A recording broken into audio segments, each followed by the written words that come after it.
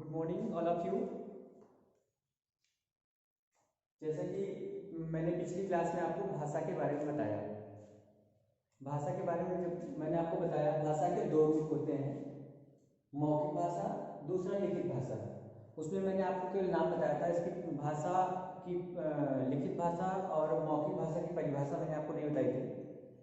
हमें उम्मीद है कि आप लोग उस क्लास को अच्छी तरह से पढ़े होंगे, रिवीजन किए होंगे। हम आपको बताना चाहेंगे मौखिक भाषा की जो परिभाषा होती है, भाषा का वह रूप जो आपसी बातचीत के लिए प्रयोग में आती है।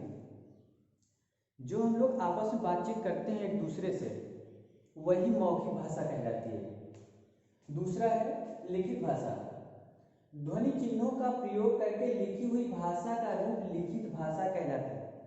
हम लोग जो बोलते हैं या फिर हम जो आवाजें सुनते हैं, गाड़ी की आवाज़, एरोप्लेन की आवाज़, ट्रेन की आवाज़, चिड़ियों का चहकना और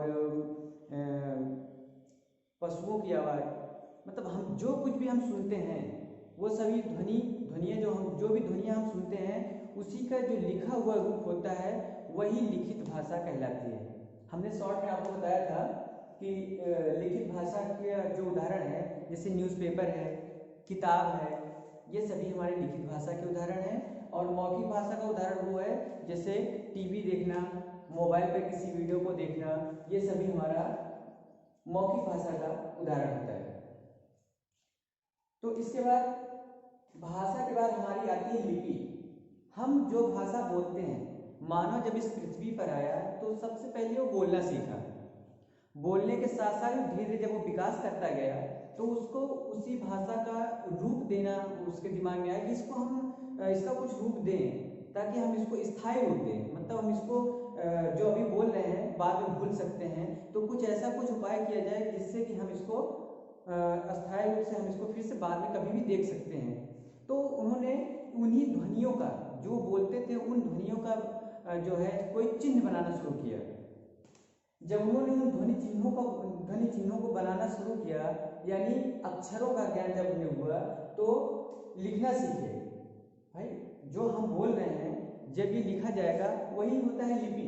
लिपि का मतलब होता है लिखना। लिपि की जो परिभाषा है, किसी भी भाषा को लिखने की विधि को उसकी लिपि कहलाती है। कोई भी भाषा, विश्व में बहुत सारी भाषाएं बोली जाती हैं, उसी भाषा को लिखने की जो विधि है वही लिपि कहलाती है। जैसे हमें छोटा आ को कैसे बनाना है, बड़ा आ को कैसे बनाना है, ये जो हमारे वर्ण हैं ये सभी ध्वनि चिन्ह हैं, इन्हीं को हम ध्वनि चिन्ह कहते हैं। तो लिपि की जो परिभाषा है कि किसी भी भाषा के लिखने की विधि को उसकी लिपि कहते हैं, या लिखने की विधि ही उसकी लिपि कहलाती है।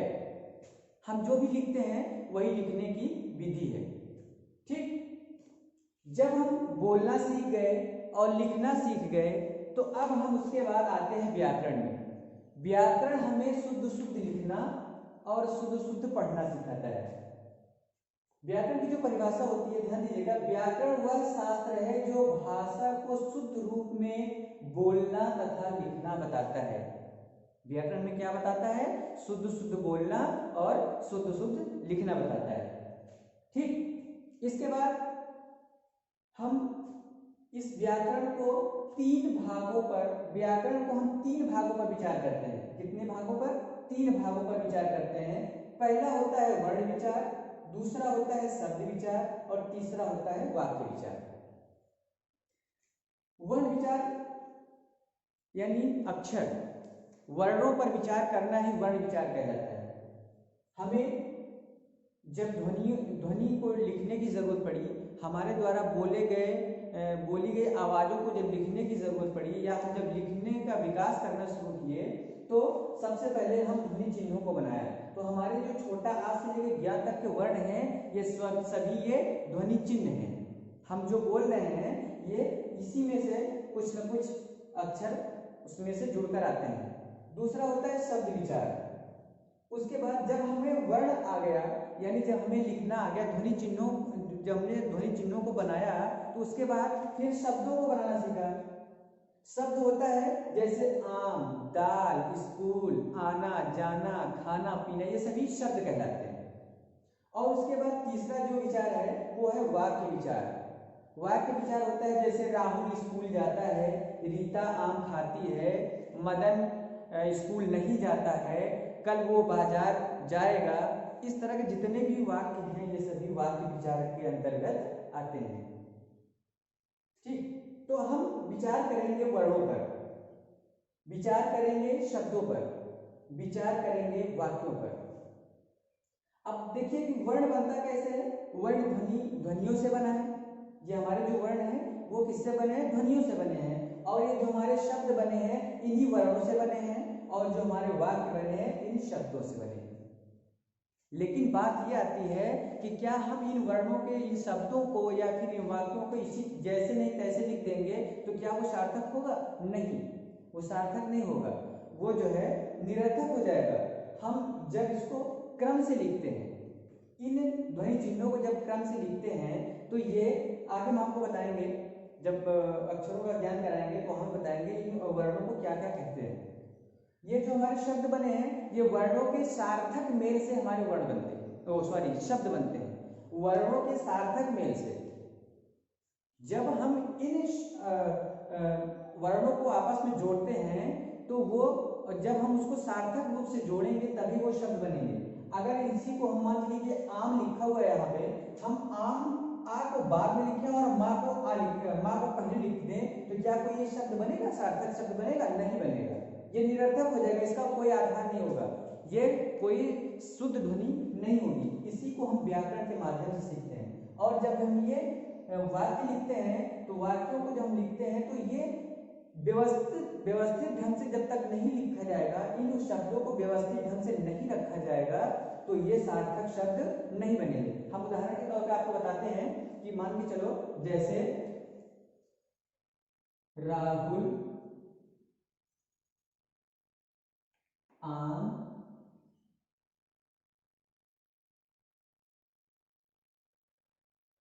खाती है।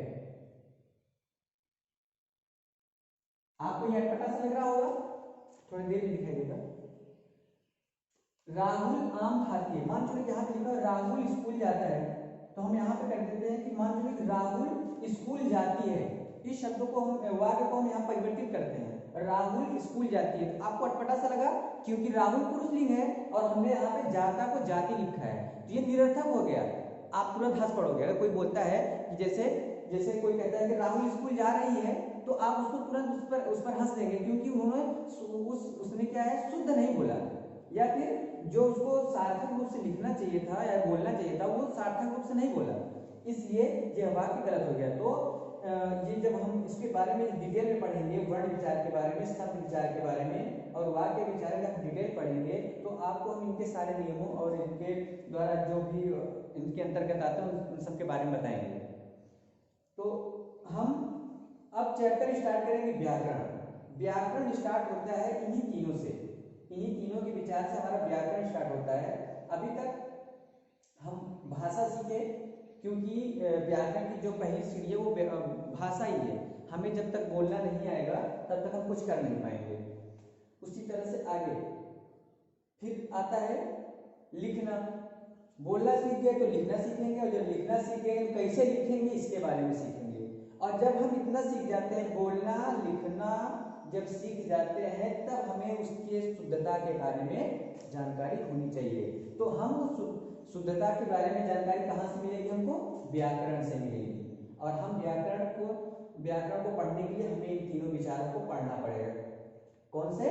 वर्ण विचार, शब्द विचार और वाक्य विचार। अब यहाँ पर प्रश्न तैयार होता है कि मौखिक भाषा की परिभाषा क्या है, लिखित भाषा की परिभाषा क्या है, अगला फिर लिपि किसे कहते हैं, फिर अगला है व्याकरण की परिभाषा बताइए, या व्याकरण हमें क्या सिखाता है, प्रश्न बन रहा है।